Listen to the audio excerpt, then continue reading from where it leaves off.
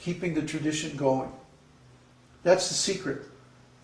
Krishna gives knowledge according to need to know. So if you take responsibility, then you have a need to know. If you don't accept that responsibility, you don't have any need to know beyond your own personal salvation. See? So when you actually take responsibility for passing on this great teaching, then you also will become empowered by Lord Nityananda. You will also understand what Nityananda really means, this eternal bliss, and you will get empowered to pass on this teaching to others. That's the secret.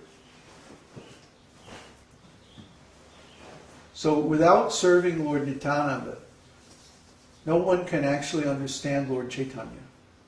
And without understanding Lord Caitanya, nobody can approach Krishna. That's the way it is. And we see this, in fact. In India, for example, there are many different teachers who claim to know Lord Krishna. But we see they don't have any devotion for Lord Caitanya or Lord Nityananda. How is this possible? Lord Caitanya is Krishna himself. All the scriptures say this. In fact, there was just a very nice post on our forum the other day from Sean, quoting all the Vedic scriptures predicting the appearance of Lord Caitanya. And all the Vedic scriptures agree that he is Krishna himself.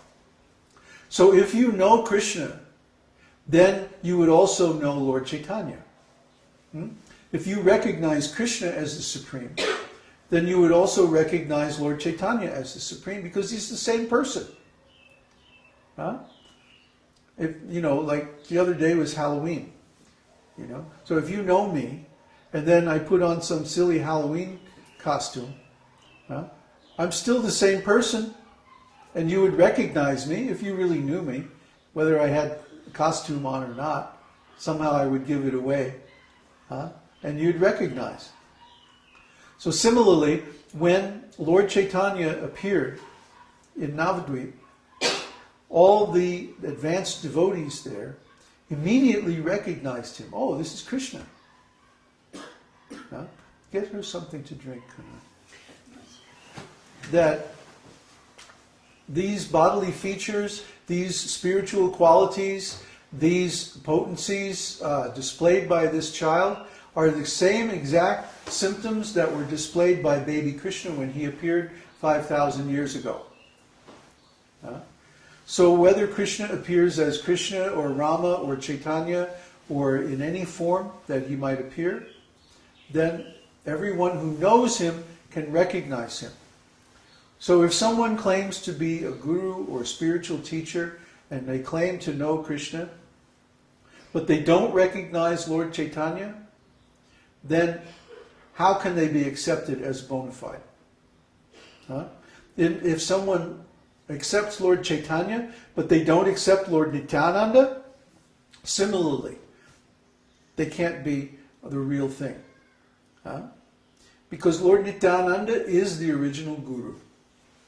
So if you know Guru, then you would recognize the principle of Guru in Lord Nityananda. Because Guru is one. Whether Guru appears in this form or that form or any form, that same Guru principle, that same energy of Guru is there. So if you recognize Guru, if you know what is Guru, then whenever you see a manifestation of Guru, no matter in which form, then you would recognize. Oh, this is that same personality, this is that same energy, that same principle. That's the science of spiritual life. That is the actual Vedic science. That if we know what is God, what is Guru, what is truth, then whenever we encounter God or Guru or truth, we can recognize them. We can see them. We know who they are.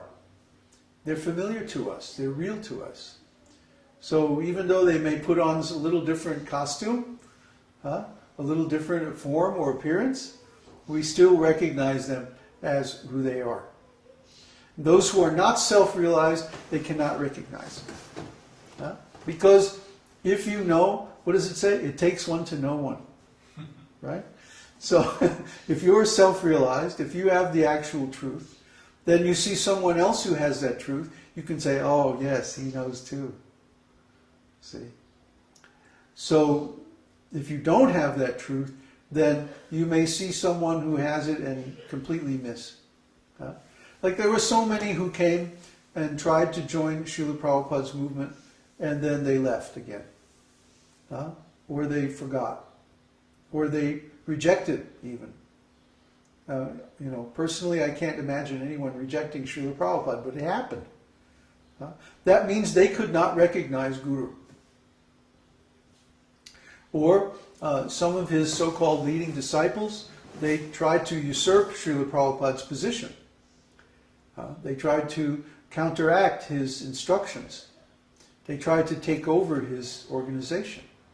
And they just wound up destroying everything. Because they didn't understand that Srila Prabhupada is Guru. That means he's carrying that same potency of Lord Nityananda. See? He's empowered. How could Srila Prabhupada spread this Krishna consciousness all over the world without being empowered by God? Therefore, some of his contemporaries who understood these things, they recognized that Srila Prabhupada is Shaktaveshavatar. And Guru is a kind of avatar in the sense that he's empowered by the Lord to perform this function of carrying on the teaching, presenting the teaching as it is without changing anything. So we should understand, what is Guru? Guru means he who is empowered to distribute the science of Vedic transcendental knowledge without changing anything. So when we see the activities of Guru are he's teaching from the Vedic scriptures in such a way that other people also realize the same thing. And if we see that, then we know, oh, this is Guru. Or we get a blessing to understand that this is Guru.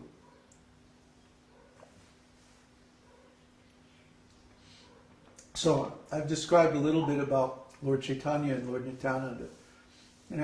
Is anybody logged in besides Neville? Yeah, it's Peter, Swati, Laura, Neville, and Johannes. Oh, good, good. Everyone, they figured it out, huh? More or less, yeah. Yeah. Okay, so let's open up for questions. Lord Nityananda would be the original freak-out acharya. Yeah. He freaked everybody out. Because in those days especially, things were very formal. A sannyasi was expected to act in a certain way. A brahmana was expected to act in a certain way. So Lord Nityananda, although he was a renunciant, he wasn't a typical sannyasi. In fact, when he was traveling, he broke his sannyas danda into pieces and threw it in the river. And that signified, he also broke Lord Chaitanya's danda and threw it in the river. Everybody was asking, why did you do that? He's saying, Lord Caitanya doesn't need a danda. In other words, we don't require these formal principles of Vedic religion because we're not on the platform of karma kanda. We're on the platform of upasana kanda, of direct realization of the absolute truth. Okay? In direct realization, you don't need any external formalities because it's all about consciousness. We've talked about this again and again and again. The external formalities are there to reform us if we're in a fallen state. But once we're not in a fallen state anymore, the external things become redundant. It's just like if you have a disease, you have to take medicine to correct it. But once the disease is finished, you don't need any more medicine. You're healthy. So you stop taking the medicine. And then you can engage in the activities of a healthy person. See?